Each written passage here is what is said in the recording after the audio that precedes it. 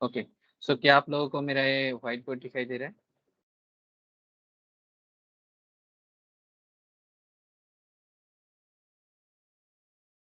Hello?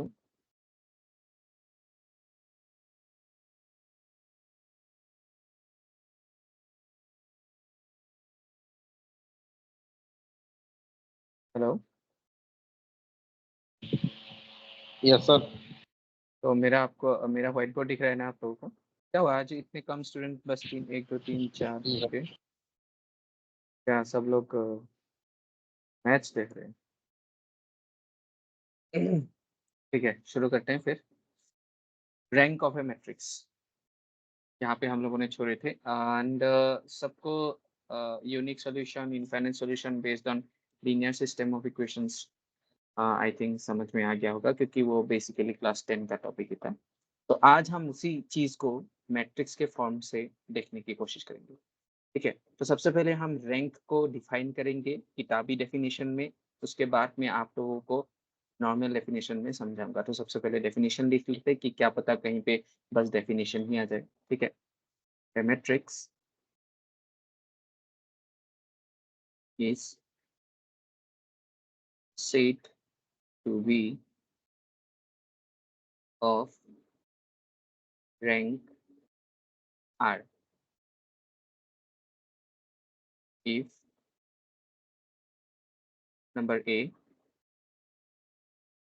it has at least one non-zero minor of order R, and if every minor of order higher than R vanishes or equals to 0। तो ये हो गया अपना किताबी definition. इसका meaning क्या है, इसको समझने के लिए हम सबसे पहले एक आसान डेफिनेशन में जाएँगे। ठीक है? और उससे पहले मैं आप लोगों को सबसे पहले रैंक निकाल के दिखाऊँगा। इसके बाद आप लोग खुद ही समझ जाना कि रैंक क्या है, फिर आप लोगों को ऑटोमेटिकली समझ में आ जाएगा ये 2 जो मैंने अभी बताया है, ये दोनों आप लोगों को ऑटोमेटिकली समझ में आएगा। तो सबसे पहले ये डेफिनिशन अगर आपको नोट करना है तो नोट कर सकते हैं। फिर उसके बाद हम अभी जाते हैं कि रैंक हम निकालते कैसे हैं। ठीक है? तो अप्रोच टू कैलकुलेट रैंक। ठीक है? तो convert the given matrix convert the given matrix into upper triangular matrix। कोई बता सकता है अपर ट्रायंगुलर मैट्रिक्स क्या है? और डायगोनल के नीचे एलिमेंट 0 होते हैं। एग्जैक्टली। प्रिंसिपल डायगोनल के एलिमेंट्स नीचे एलिमेंट्स 0 होंगे, मतलब ऊपर के एलिमेंट्स बस रहेंगे। तो हम लोगों को सबसे पहले अपर ट्रायंगुलर मैट्रिक्स में कन्वर्ट करना होगा बाय यूजिंग एलिमेंट्री ऑपरेशन। ये एलिमेंट्री ऑपरेशन शायद आप लोगों ने 11-12 में भी पढ़ा था, लेकिन मैं फिर से यहाँ पे करके दिखाऊंगा ताकि आप लोगों को अ, वो थोड़ा बहुत याद आ जाए। ठीक है? इसके बाद पहले हमको कन्वर्ट करना है, इसके बाद calculate the number of non zero rose. Number third step, this number of non-zero rows is called the rank of the matrix। ठीक है? तो मतलब एक मैट्रिक्स अगर अगर हमको दिया हुआ है, हमें सबसे पहले उसको कन्वर्ट करना होगा अपर ट्रायंगुलर मैट्रिक्स में। फिर उसके बाद अपर ट्रायंगुलर मैट्रिक्स में कन्वर्ट करने के बाद हमको काउंट करना है total number of non zero rows. अगर फिर उसके बाद जो हम लोगों को मिला total number of non zero रोज, वही हो गया हम लोगों का रैंक। कि मैं एक करके दिखाता हूँ example. Calculate rank of matrix A equal 1 2 3 2 3 6 3 7 10। ठीक है, तो हमें इसका रैंक निकालना है। तो सबसे पहले इसको हमें अपर ट्रायंगुलर मैट्रिक्स में कन्वर्ट करना है। ठीक है, तो मैं पहले लिख लेता हूँ 2 3 6 3 7 10। तो स्टेप 1 में हम क्या करते हैं, हम इसको अपर ट्रायंगुलर मैट्रिक्स में करना। अभी अपर ट्रायंगुलर मैट्रिक्स में कन्वर्ट करने का एक बहुत बढ़िया तरीका है। सबसे पहले आप क्या कीजिएगा पता है, मैं कलर से यूज कर रहा हूँ। This element make 0 using row 1। R1 माने रो 1 या फिर फर्स्ट रो, R2 माने second row and so on.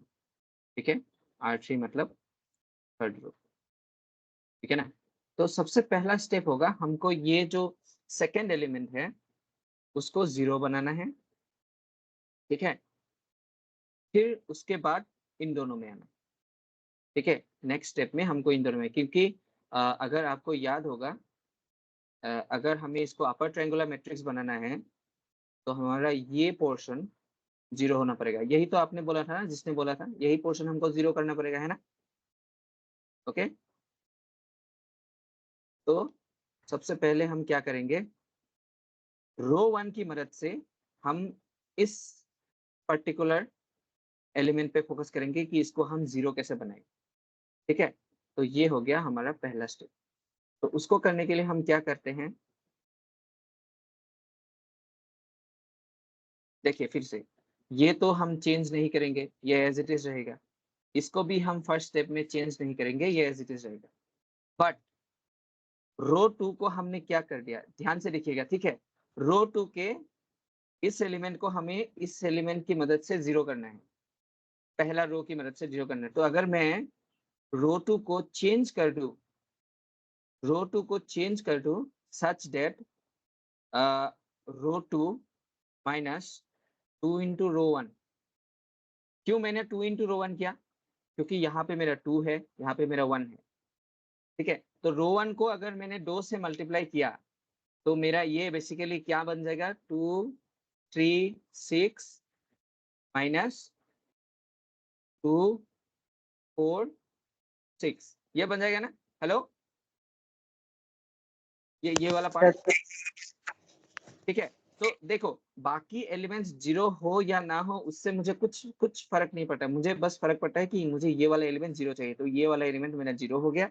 बाकी एलिमेंट अगर 0 हो भी तो वो कोइंसिडेंस है, ऐसा नहीं कि मैंने बनाना चाहा, वो कोइंसिडेंटली हो गया। तो आपको फोकस करना है सबसे पहले इस एलिमेंट पे। ठीक है, तो इसका क्या होगा, 3 minus 4 is equal to -1 and 6 minus 6 equal to 0। देखो ये ऑटोमेटिकली 0 हो गया, इसमें मैं कुछ नहीं कर सकता, ये हो गया। लेकिन मेरा ये मोटिव नहीं था। ठीक है, ये हो गया मेरा पहला स्टेप। पहला स्टेप समझ में आ गया। अभी दूसरा स्टेप में क्या करेंगे, दूसरा स्टेप में इन दोनों एलिमेंट को मैं 0 बनाने की कोशिश करूंगा with the help of this row, second row. Second row की मदद से मैं कोशिश करूंगा कि मैं अपना जो सेकेंड वाले एलिमेंट है उसको मैं 0 करूं। ठीक है,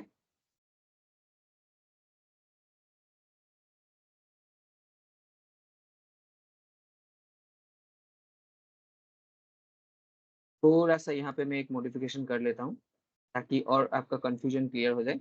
तो मैं स्टेप बाय स्टेप जाता हूँ, स्टेप बाय स्टेप वापस फिर से एक नया स्टेप में जाता हूँ, एक एक एलिमेंट्स पकड़ लेता हूँ। तो इस एलिमेंट को अभी हम 0 करेंगे इस रो की मदद से।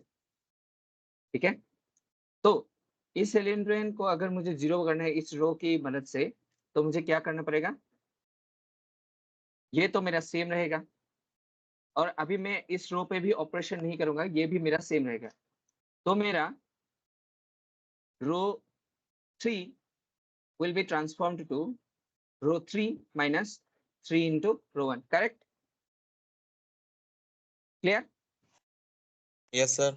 यस तो सर। ये मेरा एक्चुअली क्या होगा, 3 minus 3 0 हो जाएगा, 7 minus 2 into 3 मतलब 7 minus 6 हो जाएगा, and that is equal to 1. Okay? And 10 minus 3 into 3 that is equal to 1. अगर किसी को नहीं आ रहा तो मैं दिखा देता हूँ। ये हो गया 3 7 10, ये मैंने रो 3 लिखा, माइनस इसको करूंगा 3 into रो 1 that is 3 6 9। तो इन दोनों का माइनस करने से 0 1 1, यही रीत। ठीक है, हो गया। अभी थर्ड स्टेप में मुझे क्या करना है, थर्ड स्टेप में मुझे जाना है मेरा ये वाला एलिमेंट। अभी ये वाला एलिमेंट में इस वाले सेकेंड रो की मदद से मैं उसको 0 बनाऊंगा। ठीक है, तो मेरा ये चेंज नहीं होगा, ये भी चेंज नहीं होगा, तो मेरा बस ये चेंज होगा। तो इसको मैं क्या करूंगा,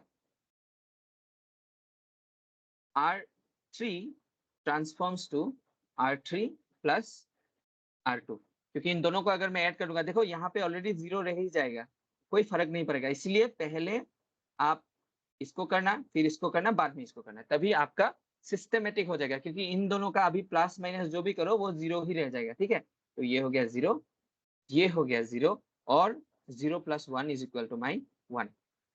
ये हो गया मेरा अपर ट्रायंगुलर मैट्रिक्स कंप्लीट। सबको यहाँ तक क्लियर है? Yes sir. ओके, तो यहाँ तक मेरा अपर ट्रायंगुलर मैट्रिक्स हो गया कंप्लीट। अभी अपर ट्रायंगुलर मैट्रिक्स कंप्लीट होने के बाद मुझे क्या करना है, number of non zero rose count करना है। तो सबसे पहले मैं नंबर ऑफ रोज काउंट करता हूँ। मेरे नंबर ऑफ रोज ये है रो 1, ये है मेरा रो 2, ये है मेरा रो 3। क्या मेरा रो 1 नॉन जीरो रो है? यस, नॉन जीरो रो मतलब सारे एलिमेंट्स अगर जीरो ना हो तो वो नॉन जीरो रो है। अगर एक भी नॉन जीरो एलिमेंट है तो उसको हम क्या बोलेंगे, एक नॉन जीरो रो। तो सारे एलिमेंट्स को जीरो होना पड़ेगा, तभी उसको जीरो रो बोलेंगे हम। ठीक है, तो ये मेरा एक नॉन जीरो रो है, ये भी मेरा एक नॉन जीरो रो है। 2 जीरो है लेकिन एक एटलीस्ट नॉन जीरो है ना, फिर ये भी मेरा नॉन जीरो है। तो that means number of non zero rows is equal to मेरा क्या है, 3। तो मेरा रैंक भी क्या हो गया, 3। सबको क्लियर है? Yes sir. मैं फिर से पूछ रहा हूँ, क्योंकि ये रैंक वाला पार्ट वेरी वेरी इंपॉर्टेंट है आपका लीनियर सिस्टम ऑफ इक्वेशंस। इसके बाद जो आइगन वैल्यू जो कुछ भी आएगा सब रैंक से ही जाएगा। तो इसलिए फिर से मैं बोल रहा हूँ, आपको कुछ भी मैट्रिक्स मिले, कोई भी मैट्रिक्स मिले, सबसे पहले आपको उसको अपर ट्रायंगुलर मैट्रिक्स में कन्वर्ट करना है। पहले ये वाला एलिमेंट, फिर ये वाला एलिमेंट, फिर ये वाला एलिमेंट। अभी मैं एरो भी फिर से दिखा रहा हूँ। ये वाला एलिमेंट हम इस रो से करेंगे, ये वाला एलिमेंट हम इस रो से करेंगे, और ये वाला एलिमेंट हम इस रो से करेंगे। ठीक है, तो ऐसे हम लोगों का ये अपर ट्रायंगुलर मैट्रिक्स बन जाएगा। अपर ट्रायंगुलर मैट्रिक्स बनने के बाद हमको काउंट करना है total number of non zero rows. अगर total number of non zero rows 1 2 3 जो भी हो, वही हमारा रैंक ऑफ द मैट्रिक्स होगी, बस। ठीक है, क्लियर? सबको क्लियर? Yes sir. अभी हम जाते हैं किताबी डेफिनेशन में। हेलो, कोई किसी को डाउट था क्या? लास्ट में किसी ने बोला था, या फिर मैंने बस इको सुना?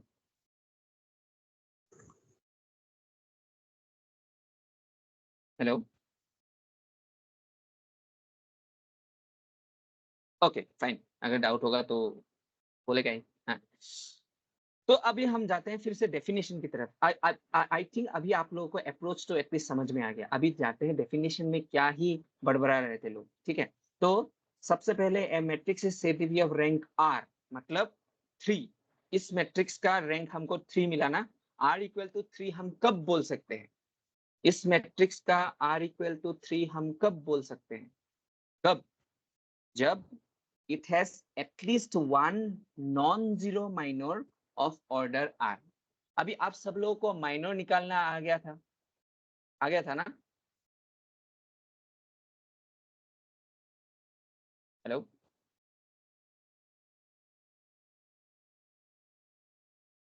Hello. Yes, sir. Yes, sir. Okay, आप सब लोगों को माइनर निकालना तो आ गया था।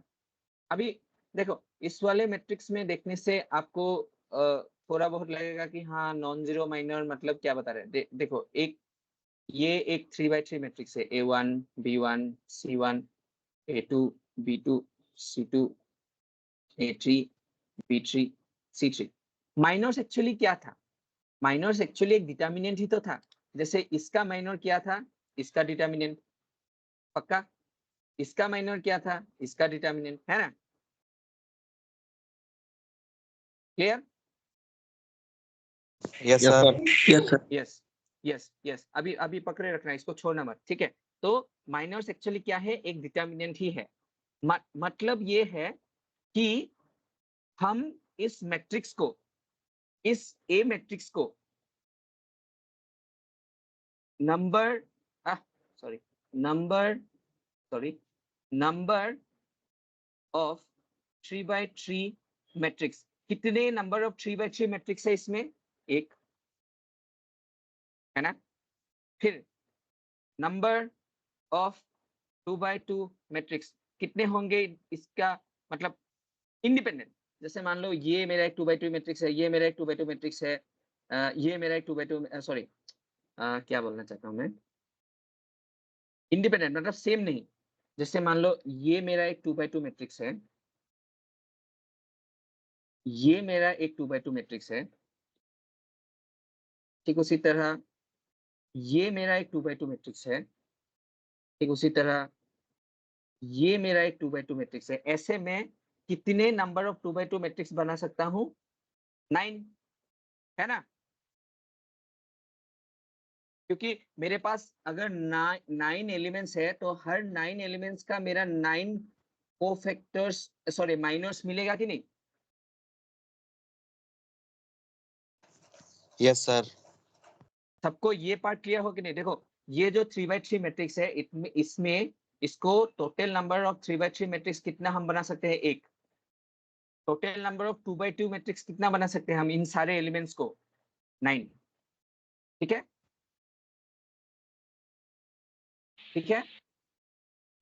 Yes, sir. एंड मुझे ये बताओ, total number of 1x1 matrix हम कितना इसको बना सकते हैं?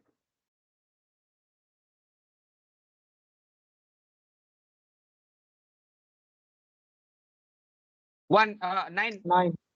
9, 9. है ना? अभी देखो, क्या हम, देखो 1 से 0 तो डायमेंशन है ही नहीं, तो क्या हम नंबर ऑफ 4x4 मैट्रिक्स यहाँ पे बना सकते हैं? नहीं बना सकते, क्योंकि उससे ऊपर तो ये पॉसिबल है ही नहीं, है ना?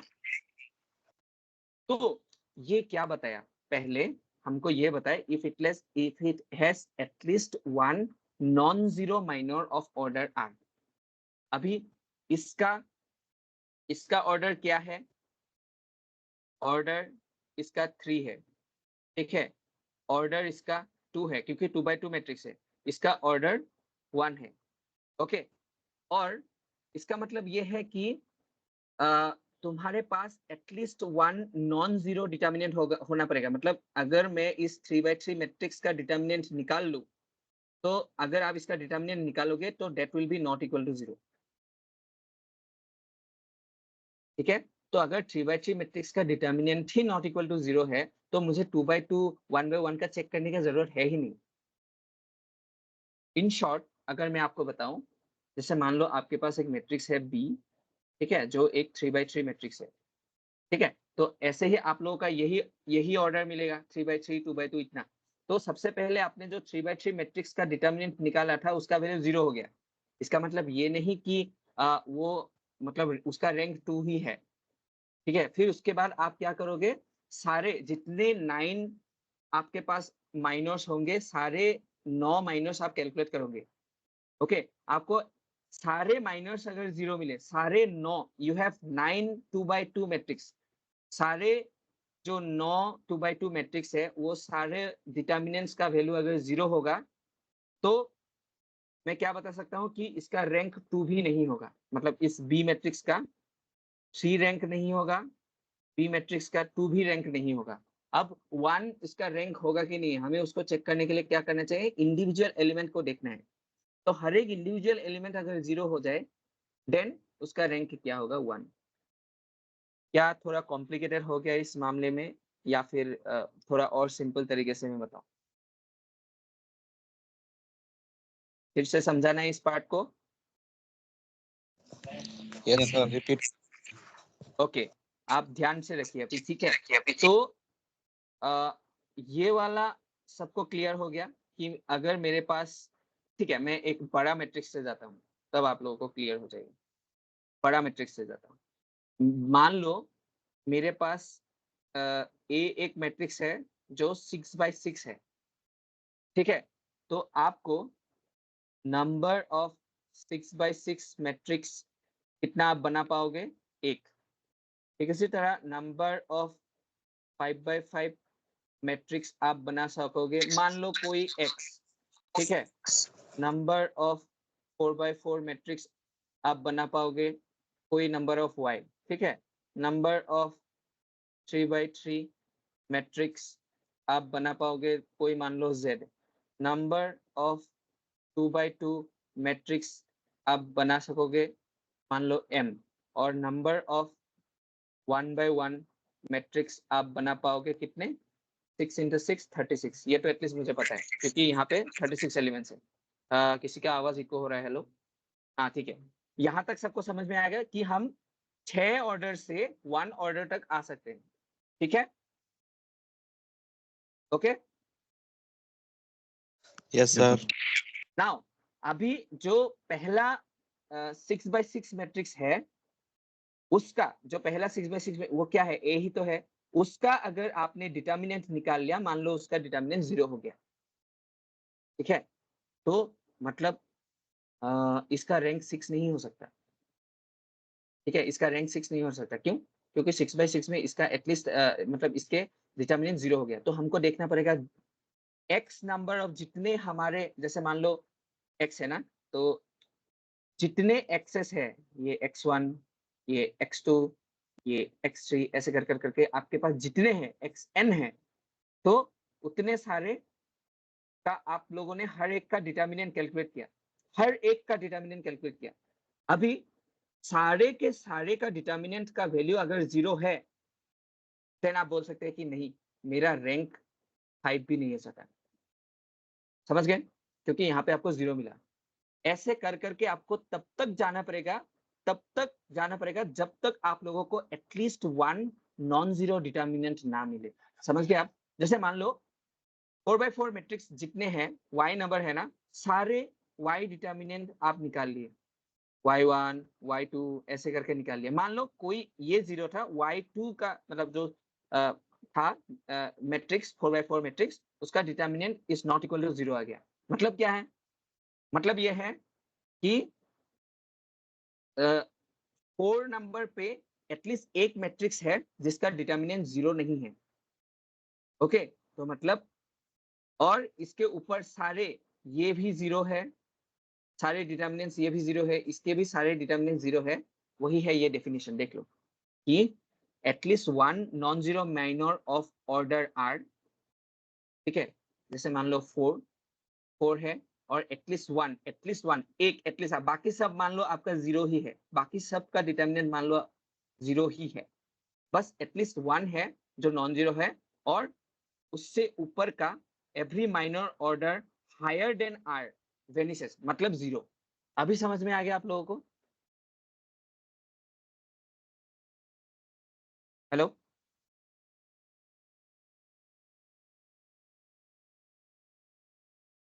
हेलो? Yes sir. अभी समझ में आ गया आप लोगों को? मतलब ये प्रोसेस एक्चुअली डेफिनेशन तो सही है, बट ये प्रोसेस बहुत ही लेंथी है। अगर मैंने आपको 10x10 मैट्रिक्स दे दिया, सबसे पहले आपको कॉम्बिनेशंस निकालना पड़ेगा।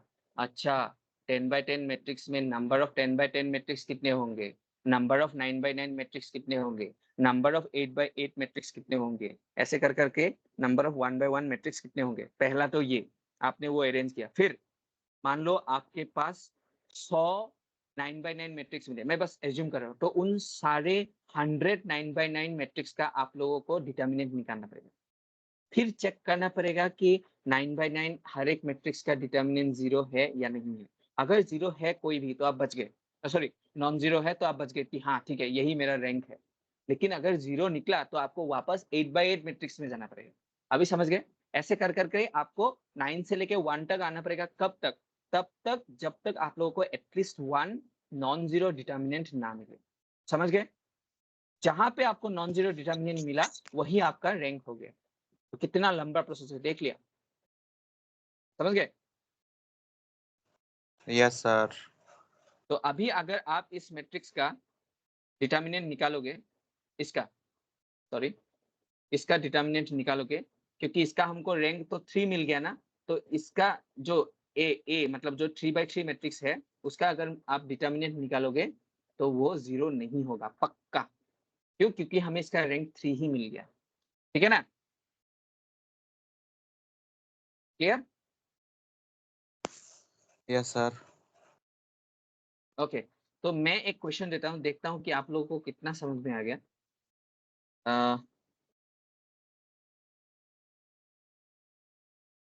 3 -1 2 -6 2 4 and -3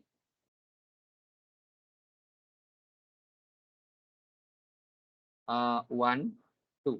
इसका मुझे रैंक निकाल के दो, रैंक ऑफ ए। इसको हम ऐसे भी लिखते हैं आर ऑफ ए। इसका निकाल के दो। आराम से टाइम लेके करो, कोई इश्यू नहीं है। जैसे मैंने ऊपर में स्टेप किया, पहले ये एलिमेंट फिर ये एलिमेंट, ऐसे कर करके आप लोग करो।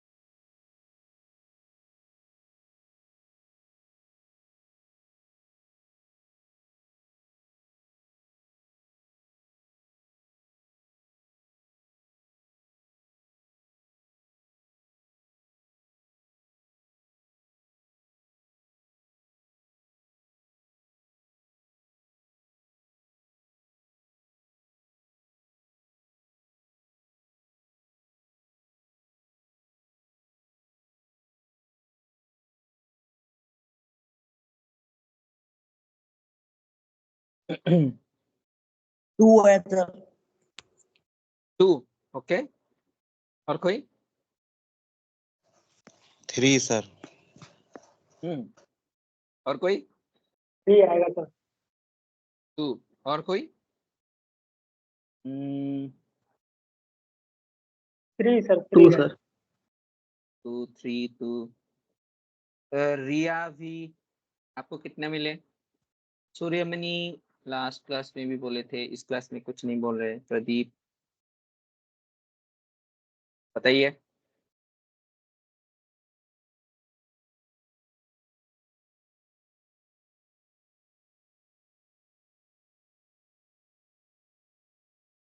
क्या होगा, लेफ्ट ही कर दिए क्या क्वेश्चन पूछने के बाद? ठीक है।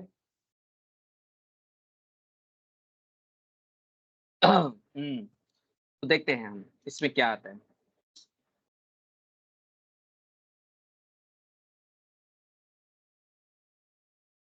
थ्री -1 2 -6 2 4 -3 1 2। ठीक है, तो इसको इसकी इस रो की मदद से तो मैं क्या करूंगा, 3 -1 2 ये तो चेंज नहीं होगा, और मैं एक ही स्टेप में एक्चुअली दोनों का कर भी सकता हूँ।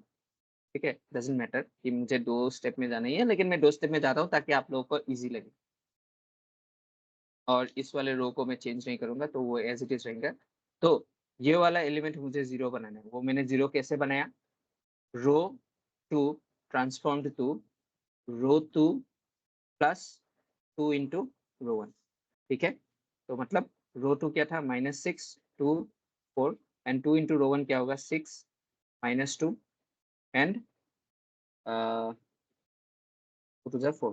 ठीक है, तो ये हो गया मेरा 0, ये हो गया मेरा 0 और ये हो गया मेरा 8। यहाँ तक ठीक है? ओके। Yes sir. फिर उसके बाद हमें इसको इस रो की मदद से 0 बनाना है। तो 3 -1 2 0 0 8 एंड इसको मुझे 0 बनाना है। तो ये 0 कैसे हो गया, row 3 transform to row 3 plus row 1, क्योंकि ये दोनों को अगर मैं ऐड कर दूंगा वो 0 हो जाएगा।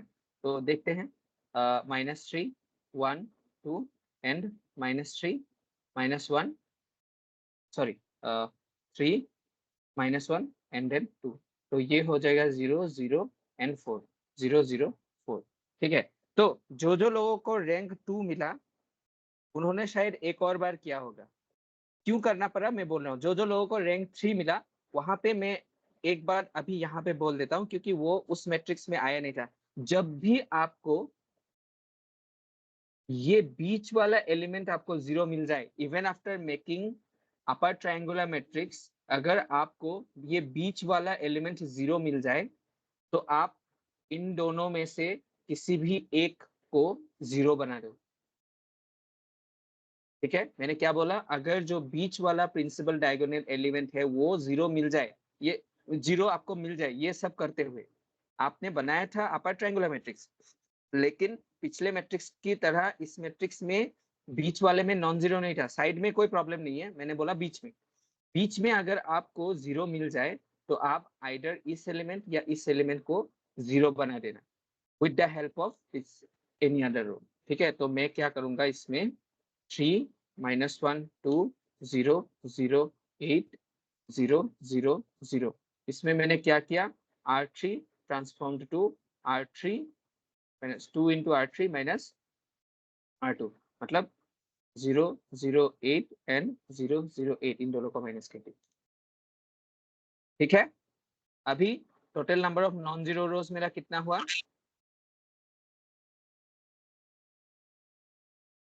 Is equal to rank is equal to मेरा 2, क्योंकि ये मेरा टोटली 0 रो। क्लियर है यहाँ तक? अगर बीच वाला एलिमेंट यस आपको 0 मिले, इस Yes, sir. नजरिए को आप इसको आप दूसरी तरीके से भी देख सकते हैं। ये देखो,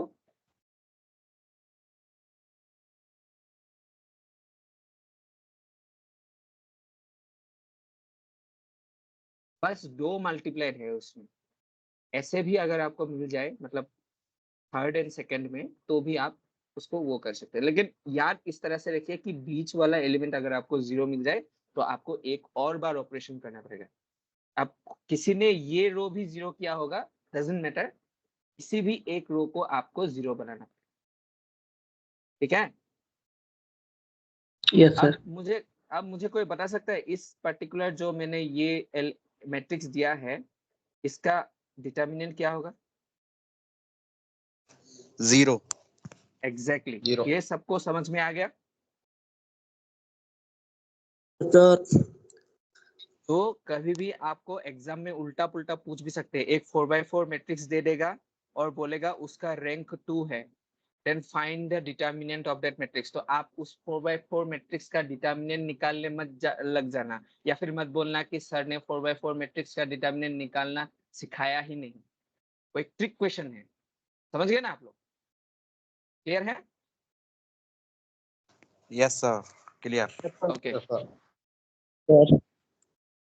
ठीक है। तो अभी हम जाते हैं वापस अपने अलजेब्रा ऑफ इक्वेशंस में, लीनियर सिस्टम ऑफ इक्वेशंस। अभी हम थोड़ा मैट्रिक्स के पॉइंट ऑफ व्यू में आना शुरू करेंगे।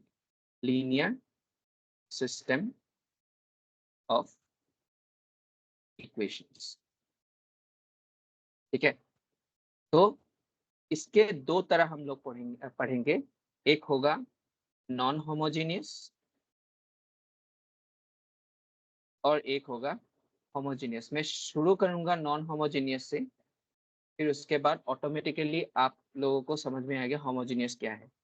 ठीक है, तो नॉन होमोजेनियस। तो मैं 3 इक्वेशंस मतलब 3 अननोन वेरिएबल्स वाले में डील करूंगा। 3 अननोन वेरिएबल्स, ठीक है। तो a1x plus b1y plus c1z is equal to d1, ये हो गया मेरा इक्वेशन नंबर 1। ठीक उसी तरह a2x plus b2y plus c2z हो गया मेरा d2, ये हो गया मेरा इक्वेशन नंबर 2, ठीक है। And a3x plus b3y plus c3z is equal to my d3, ये हो गया मेरा इक्वेशन नंबर 3। यही तो होता है ना हमारा लीनियर सिस्टम ऑफ इक्वेशंस। अब इसी को इन मैट्रिक्स फॉर्म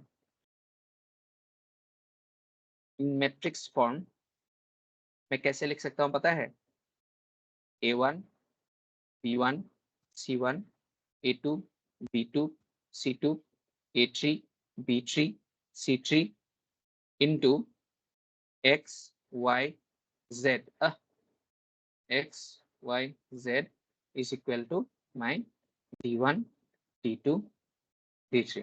आपको तो मैट्रिक्स मल्टीप्लिकेशन आता है ना, आप अगर इन दोनों को मल्टीप्लाई करोगे तो आपको ऐसा मिलेगा।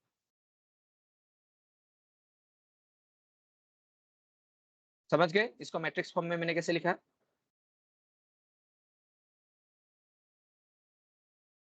Hello, yes sir. Yes, sir. हाँ, तो इस मैट्रिक्स को अगर मैं A मान के चलूं, इस मैट्रिक्स में कैपिटल X मान के चलूं और इस मैट्रिक्स को मैं कैपिटल B मान के चलूं, तो इस पर्टिकुलर फॉर्म को मैं कैसे लिख सकता हूं? A into capital X is equal to B, ठीक है। Okay, Yes, sir. Yes, where A is equal to my क्या हो गया? A1 B1 C1 A2 B2 C2 A3 B3 C3। ये दरअसल क्या है? ये x y and z के कोएफिशिएंट्स है ना सारे इक्वेशंस में। तो इस मैट्रिक्स को हम एक्चुअली बोलते हैं कोएफिशिएंट मैट्रिक्स। कोएफिशिएंट आप लोगों को पता है ना, जो वेरिएबल के साथ लग रहा है उसको हम कोएफिशिएंट बोलते हैं। देखो ये एक्स वाई जेड हमारा वेरिएबल्स थे ना, एक्स वाई जेड के साथ जो लगे थे वो क्या है? a1 b1 c1 a2 b2 c2 a3 b3 c3। तो इसलिए इस मैट्रिक्स, ये मैट्रिक्स में सारे coefficients of x y and z है, इसलिए हम इस मैट्रिक्स को कोएफिशिएंट्स ऑफ कोएफिशिएंट मैट्रिक्स बोलते हैं, ठीक है। क्लियर? Yes, sir. ओके, अभी एक और मैट्रिक्स है कि जो हम कैसे बनाएं? a1 b1 c1 a2 b2 c2 a3 b3 c3 and d1 d2 d3। कोई बता सकता है इस मैट्रिक्स का ऑर्डर क्या है? 3/4. 3/4। और इसको हमने कैसे बनाया? बस जो d1 d2 d3 है उसका एक एक्स्ट्रा कॉलम हमने ऐड कर दिया। तो इसमें हम एक डैश लाइन भी रखते हैं कैलकुलेशन के टाइम में, वो मैं अभी से दिखा रहा हूँ। इस मैट्रिक्स को हम बोलते हैं ऑगमेंटेड मैट्रिक्स। ये बहुत ही इंपॉर्टेंट मैट्रिक्स है, ऑगमेंटेड मैट्रिक्स। इस मैट्रिक्स को हम बोलते हैं ऑगमेंटेड मैट्रिक्स, ठीक है।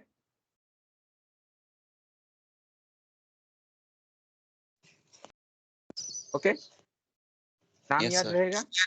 अगर याद नहीं रहता है किसी दोस्त का नाम रख देना, याद रह जाएगा, ठीक है। जो ऐसे कोई टेरा दिखता है 3/4 जैसा दिखता है उसको ऑगमेंटेड नाम रख देना, अपने आप याद रह जाएगा। मैंने ऐसे ही किया था, प्रोफेसर्स का नाम ऐसे रख दिया था। जब कभी मुझे अपना कोई केमिस्ट्री का फॉर्मूला याद नहीं रहता था तो उसको किसी प्रोफेसर की नाम से याद रखते था, ठीक है।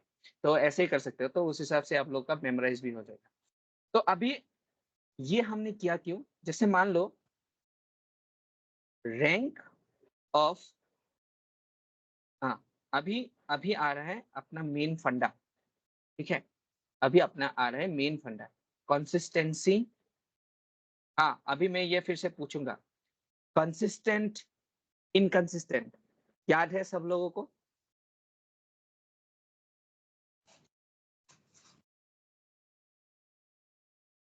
हेलो, कंसिस्टेंट, इनकंसिस्टेंट सब लोगों को याद है?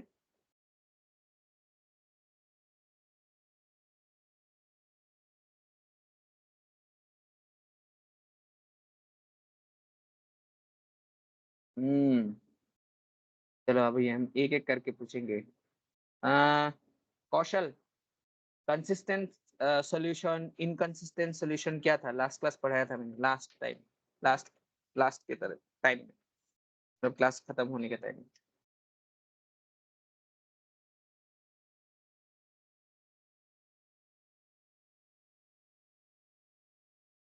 अनुभव जी आप ही बोल लीजिए।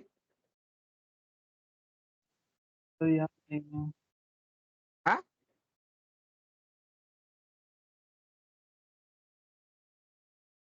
क्या बोले? हेलो,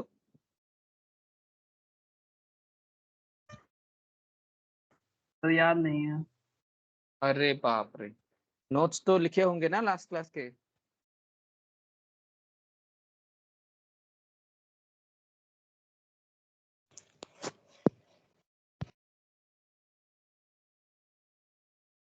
हेलो, लास्ट क्लास के नोट्स लिखे थे कि नहीं? Yes, sir. Yes sir. हाँ, तो लास्ट क्लास के नोट्स देख के मुझे बताइए कंसिस्टेंसी ऑफ सॉल्यूशन या फिर इनकंसिस्टेंट सॉल्यूशंस क्या था? सर कंसिस्ट में यूनिक और इनफाइनाइट सॉल्यूशन थे और इनकंसिस्टेंट में नो सॉल्यूशन। हाँ, मतलब कंसिस्टेंट मतलब सॉल्यूशन पॉसिबल है, इनकंसिस्टेंट मतलब सॉल्यूशन पॉसिबल नहीं है। ठीक है, ओके, सबको यहाँ तक ये सेम पेज में आ गए हम अब लोग। कंसिस्टेंट मतलब सॉल्यूशन पॉसिबल है, वो दो तरह के सॉल्यूशन है, यूनिक और इनफाइनाइट, लेकिन कंसिस्टेंट मतलब सॉल्यूशन है, इनकंसिस्टेंट मतलब सॉल्यूशन नहीं है। ठीक है, इनकंसिस्टेंट मतलब सॉल्यूशन नहीं है, कंसिस्टेंट मतलब सॉल्यूशन है। अभी देखो, ये दरअसल क्या है? तीन इक्वेशंस है, इन तीन इक्वेशंस का सॉल्यूशंस है या नहीं हमको चेक करना है। अगर है तो कितने नंबर ऑफ सॉल्यूशंस है, यूनिक मतलब एक सॉल्यूशन, या फिर मोर देन वन, या फिर इनफाइनाइट सॉल्यूशन, या फिर नो सॉल्यूशन, वही हमको चेक करना है। प्रीवियस में हम लोगों ने एक two equation and two unknown में देखा था, अभी हम लोगों के पास तीन इक्वेशन है और तीन अननोन है।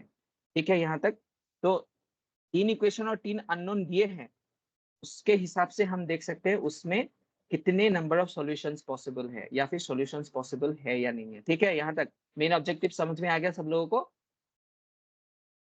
ओके, तो सर कंसिस्टेंट, अच्छे से लिखता हूँ, कंसिस्टेंट, इनकंसिस्टेंट।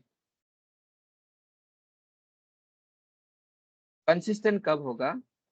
जब इसको मान लो, लेट रैंक ऑफ के इज इक्वल टू, मैंने आर प्राइम दे दिया, और से लेट रैंक ऑफ ए को मैंने आर मान लिया। तो मतलब आर इज इक्वल टू, अगर आर प्राइम होगा तो मेरा सिस्टम ऑफ सॉल्यूशंस मेरा कंसिस्टेंट होगा, मतलब उसमें सॉल्यूशन पॉसिबल है। अगर आर आर प्राइम के बराबर नहीं है तो मेरा इनकंसिस्टेंट होगा। यहाँ तक ठीक है सब लोगों को? मतलब ऑगमेंटेड मैट्रिक्स का रैंक और कोएफिशिएंट मैट्रिक्स का रैंक, तो अब तक हम लोगों ने रैंक निकालना सीख लिया था। अभी बस हमको देखना है दो मैट्रिक्स का रैंक निकालना है, उसको कंपेयर करना है। अगर दोनों मैट्रिक्स का रैंक सेम है तो कंसिस्टेंट है, अगर दोनों मैट्रिक्स का रैंक सेम नहीं है तो इनकंसिस्टेंट है। यहाँ तक ठीक है? अभी कंसिस्टेंट में दो तरह के सॉल्यूशंस पॉसिबल है, unique solution and infinite number of solution.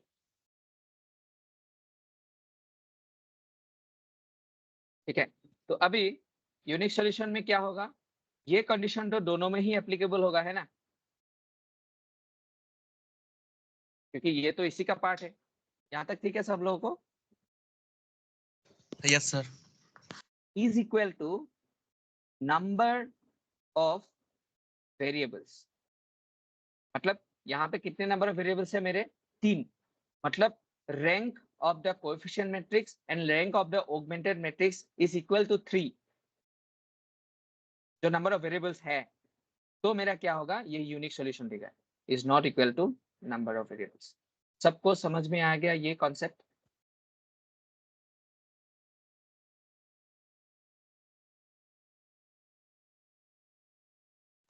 Hello, Yes, sir. ठीक है। तो मतलब जितने नंबर ऑफ वेरिएबल्स है उसके बराबर अगर मेरा दोनों का रैंक हो गया तो वो यूनिक सॉल्यूशन है।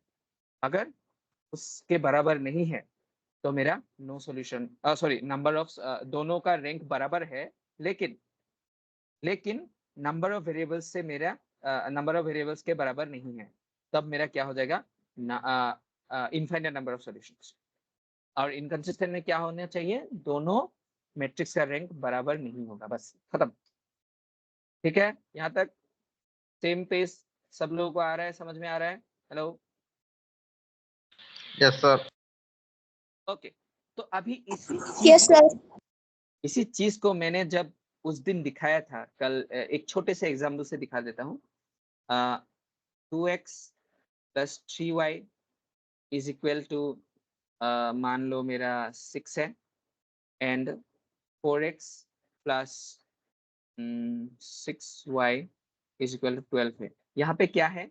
a1 by a2 is equal to b1 by b2 is equal to my c1 by c2। इसमें क्या पॉसिबल था?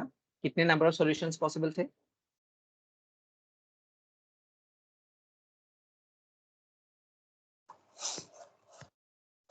Infinite. Infinite number of solutions possible थे। याद है सब लोगों को? मैं फिर से दिखा देता हूँ। लास्ट क्लास आई थिंक आप लोगों ने लास्ट में सब लोगों ने छोड़ दिया था। हाँ, ये वाला मतलब दूसरा एग्जांपल दिया था, बट ये हाँ, a1 by a2 is equal to b1 by b2 is equal to c1 by c2। मतलब यहाँ पे हम मैट्रिक्स की तरफ से अगर हम देखेंगे तो ये तो 2/2 का काम हो जाएगा। मतलब मैं अभी मेरे पास टाइम नहीं है इसलिए मैं 2/2 से दिखा रहा हूँ। कल सॉरी, कल नहीं होगा, मंडे के क्लास में मैं एक 3/3 मैट्रिक्स लेके करूंगा, तब आप लोगों को अच्छे से समझ में आ जाएगा। लेकिन मैं दिखाना चाहता हूँ कि ये इसमें जो इनफाइनाइट नंबर ऑफ सॉल्यूशन है वो हम अभी मैट्रिक्स के टर्म्स में भी अगर दिखाएंगे तो हमें फिर से इनफाइनाइट नंबर ऑफ सॉल्यूशंस ही मिलेंगे। तो हम इसके लिए क्या करेंगे? ऑगमेंटेड मैट्रिक्स को लेंगे। तो इसका ऑगमेंटेड मैट्रिक्स क्या होगा? 2 3 4 6। और यहाँ पे देखो, वहां पे a1x plus b1y plus c1z था ना, तो यहाँ पे तो z वेरिएबल है नहीं, तो यहाँ तक मेरा कोएफिशिएंट मैट्रिक्स खत्म हो गया। फिर मेरा जो लास्ट दो कांस्टेंट है यहाँ पे आ जाएंगे। ठीक है, यहाँ पे ये मेरा कोएफिशिएंट मैट्रिक्स नहीं है, ये मेरा ऑगमेंटेड मैट्रिक्स है। कोएफिशिएंट्स यहाँ तक खत्म हो गया। क्यों? क्योंकि यहाँ पे दो वेरिएबल्स है। सबको पता चल रहा है डिफरेंस क्या है दोनों में? ये जो लिखा था इसमें 3 वेरिएबल थे, तो इसलिए मेरा ऑगमेंटेड मैट्रिक्स 3/4 हो गया था। यहाँ पे मेरा बस 2 वेरिएबल है, इसलिए मेरा ऑगमेंटेड मैट्रिक्स क्या हो गया? 2/3। ओके, ठीक है, यस सर। क्लियर है ना सबको? अभी ऑगमेंटेड मैट्रिक्स का हम क्या करेंगे? ऑगमेंटेड मैट्रिक्स का हम रैंक निकालने का कोशिश करेंगे। तो उसके लिए हमको क्या करना पड़ेगा? इस एलिमेंट को 0 बनाएंगे ताकि बाकी सब एलिमेंट्स हमारे ऊपर के वो हो जाएंगे। तो अगर मैं इसको 0 बनाता हूँ, मैं पहले इसको लिख लेता हूँ 2 3 6, इसको मैंने 0 बना दिया। इसको मुझे 0 बनाने में क्या करना पड़ा? Row 2 transform to row 2 minus 2 times of row 1। तो इसको करने से क्या होगा? 4 6 12 माइनस 4 6 12। ठीक है, तो इसका वैल्यू क्या हो गया? मेरा सारा वैल्यू 0 हो गया। ठीक है, अभी देखो ये आपका कोएफिशिएंट मैट्रिक्स है। बस इस मैट्रिक्स के ऊपर अगर आप फोकस करोगे, इस मैट्रिक्स के ऊपर अगर आप फोकस करोगे, बस कोएफिशिएंट मैट्रिक्स के ऊपर अगर आप फोकस करोगे, तो r का वैल्यू क्या है आपके पास? 1। ठीक है ना? Yes, sir. अभी पूरे के पूरे मैट्रिक्स को हमने क्या बोला? Augmented matrix. क्या हो गया इसको? पूरे के पूरे मैट्रिक्स को हमने क्या बोला? Augmented matrix. तो पूरा का पूरा मैट्रिक्स के ऊपर अगर आप फोकस करोगे तो r prime that is the rank of the augmented matrix is equal to 1, है ना? Number of non zero rows ही काउंट किया मैंने और कुछ नहीं किया। Number of non zero rows कितने हैं? 1। ठीक है, Yes, sir. अभी देखो r is equal to r prime मतलब consistent okay, but r is equal to r prime is equal to 1 और मेरे नंबर ऑफ वेरिएबल्स कितने हैं? 2. Yes, my number of variables is 2. तो r is equals to r which is not equal to my number of variables. तो ये condition मेरा किसके लिए है? इनफाइनाइट नंबर ऑफ सॉल्यूशंस के लिए है, जो मैंने यहाँ से जो देखा था मैंने सेम यहीं से भी आप लोगों को दिखा दिया। सबको समझ में आ गया ये पार्ट 2/2 से कैसे आगे हम लोग?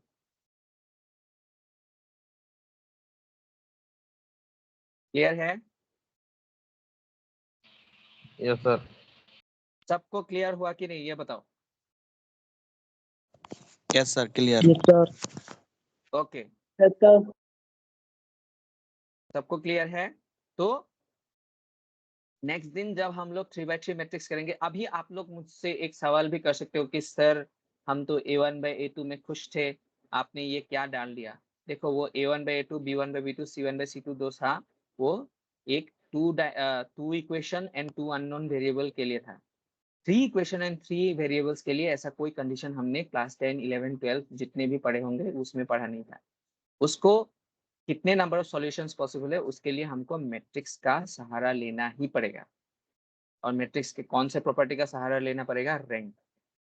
ठीक है, तो आज के क्लास में हम लोगों ने जो जो पढ़े, augmented matrix, coefficient matrix, rank of the matrix, ये 3 प्लीज प्लीज प्लीज मैं भूल जाता हूँ बट ये वाला मैं नहीं भूलूंगा। इस बार मैं ये वीडियो मतलब जितने सारे वीडियोस है वो सारे अपलोड कर दूंगा इस वीकेंड को, लेकिन ये लास्ट वाला वीडियो आपको देख के ही आना है क्योंकि अगले क्लास में हम चले जाएंगे, इसके बाद शायद आइगन वैल्यूज और आइगन वेक्टर्स तक पहुंच जाएंगे। तो उसके लिए आपको रैंक अच्छे से जानना पड़ेगा, कैसे आप अपर ट्रायंगुलर मैट्रिक्स में कन्वर्ट करके रैंक निकालने आपको अच्छे से आना ही पड़ेगा। ठीक है ना? तो आज का क्लास हम यहीं पे स्टॉप कर देते हैं। किसी को कुछ डाउट है?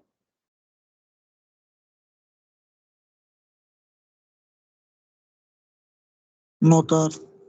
No, okay, sir. ठीक है, ठीक है, ओके। तो मैं ये वीडियोस अपलोड कर दूंगा। कोई एक बंदा भी होगा, अगर मान लो कोई एक मेरे को पर्सनली अगर मैसेज कर देगा कि सर वीडियोस अपलोड कर देना please, then it will be very helpful क्योंकि मैं कभी कभी भूल जाता हूँ। ठीक है, तो कोई एक बंदा मेरे को आफ्टर द क्लास या फिर कल सुबह जब भी आप लोगों का मन हो मैसेज करके मुझे बस याद दिला देना, तो मैं आप लोगों का ये काम भी कर दूंगा। लेकिन आप लोगों को augmented matrix, rank of the matrix, coefficient matrix अच्छे से पढ़ के आना है and consistency, inconsistency, infinite number of solutions, no solutions, unique solutions, ये वाले कंडीशंस मैट्रिक्स के तौर पे भी पढ़ के आना है क्योंकि अगले क्लास से हम उसका Okay, sir. न्यूमेरिकल्स कराएंगे। ठीक है, okay, thank you, Good night, sir. Good night, good night.